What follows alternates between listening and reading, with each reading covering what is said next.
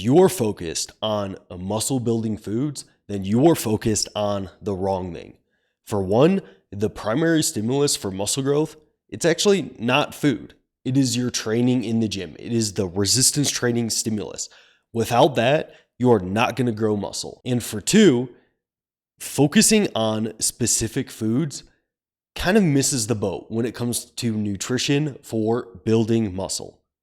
So let's kind of break down both of those points and this topic a little bit more. So the primary stimulus for muscle growth, it's going to be your training. Without that stimulus on the muscle, you're simply just not going to grow. If you eat all the protein in the world or all the kind of quote unquote muscle building foods in the world and you just sit on your couch, you're not going to grow muscle. Now, assuming that your training is actually in place, what's the problem with focusing on specific foods to grow muscle or worrying about muscle building foods? Well, the problem with this is I think it just has you focusing on the wrong things, specifically things that don't really matter. So what does really matter?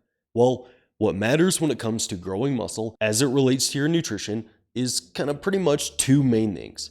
For one, your total calories. So overall, if your plan is to grow muscle, that is going to be an energy intensive process. And if you want to grow muscle, well, you're going to want to see your weight actually increase. And to see that weight increase and actually add tissue to your body, well, you're going to want to eat in a surplus of energy if you want to maximize the muscle growth processes. So your total calories is one of the most important things when it comes to building muscle. And generally, I would recommend eating enough calories if your goal is focused on growing muscle, eating enough total calories to gain about 1% of your body weight per month.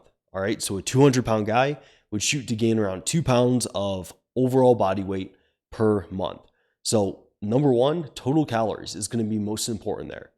Now, coming in second place is going to be your protein intake. Protein is going to supply the amino acids that are eventually going to be synthesized into muscle proteins and muscle tissue.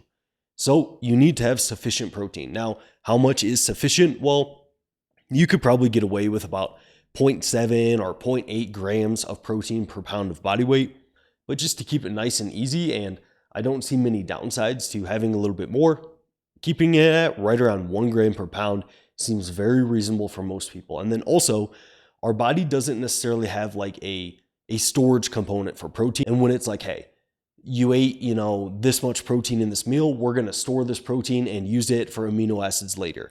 And since it doesn't have this storage component, it makes sense to kind of spread your protein feedings kind of roughly evenly throughout the day. So in general, I think it's probably best for optimal results to spread your protein doses, your protein feedings across about 3 to 6 meals, spread fairly evenly across the day. Now, you don't need to get like too crazy neurotic with this and like just eat at the 3-hour mark on the hour. I would say every 3 to 6 hours across the day, you're going to be just fine. Now, outside of these two factors, when it comes to your nutrition, everything else matters quite a bit less. And if you want to focus on the 20% that's going to get 80% of your results from a nutritional perspective, this is what you focus on, not specific muscle building foods. Now, do I still think that it's a good idea to generally eat a lot of healthy, nutritious, whole quality foods? Yes, I definitely do. But that doesn't necessarily mean that there's any special magic food that's going to grow muscle. What's going to matter is eating enough food to support the energy intensive process of growing muscle. So eating in a slight calorie surplus to gain around 1% of your body weight, and then also making sure you're eating enough protein, about 1 gram per pound of body weight. And if you're doing those things, then you're going to be inherently having muscle building foods because you're eating in a surplus and you're eating enough protein. Now, I generally recommend you still eating about 70 to 80% of your calories come from whole nutritious foods.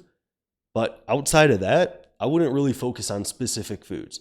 And I would just generally say, hey, have most of your foods kind of be what you already know to be kind of healthy, nutritious, whole foods with not a ton of processing and added sugars and stuff like that. And then making sure that you're eating enough to see that weight go up a little bit over time. And then also eating enough protein. And if you do that, you don't need to really worry about certain special muscle building foods.